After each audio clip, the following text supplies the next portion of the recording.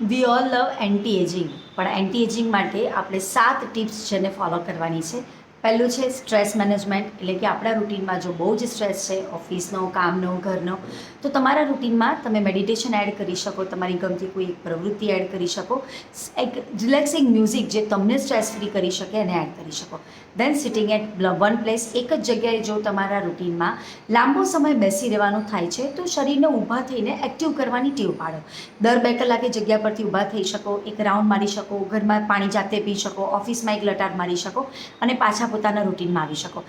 Then lack of sleep, દિવસની નહીં રાતની 6 થી 8 કલાકની ઊંઘ લેવી જરૂરી છે, જે બોડીના રિપેરિંગમાં આપણને હેલ્પ કરી શકે.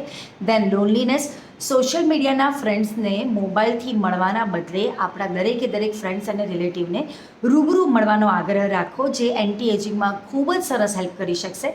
દેન પ્રોસેસ ફૂડ ઇઝીલી મળે છે, ઇઝી યુઝ કરી શકાય છે, ઇઝી ટુ કેરી છે, પણ એના નુકસાન બહુ જ બધા છે. સોલ્ટ અને શુગરની માત્રા શરીરમાં વધારી દે છે, જેના કારણે એજિંગ પ્રોસેસ ફાસ્ટ થઈ શકે, તો અવોઇડ પ્રોસેસ ફૂડ. એના પછી છે આલ્કોહોલ. ઓફકોર્સ ગુજરાતમાં આલ્કોહોલ ઇઝી અવેલેબલ નથી, દારૂબંધી છે, પણ છતાં આપણને ખબર છે કે એ આપણા સારા ખોટા પ્રસંગમાં આપણે યુઝ કરી લઈએ છીએ. જો તમારા રૂટીનમાં એનો વધારે યુઝ ને કન્ઝમ્પશન છે, સ્ટે અવે ફ્રોમ ધેટ, ઓછું કરી નાખો, જેટલું બને એટલું તમે એનાથી દૂર રહી શકો, જે પણ તમને એન્ટી એજિંગમાં હેલ્પ કરશે.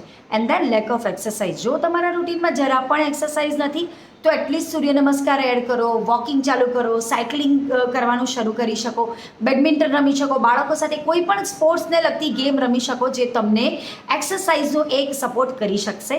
જો આ બધી જ ટિપ્સથી તમને કંઈ ફાયદો મળી રહ્યો છે તો નીચે કમેન્ટ બોક્સમાં તમે લખી શકો તમને શું ફાયદો મળ્યો.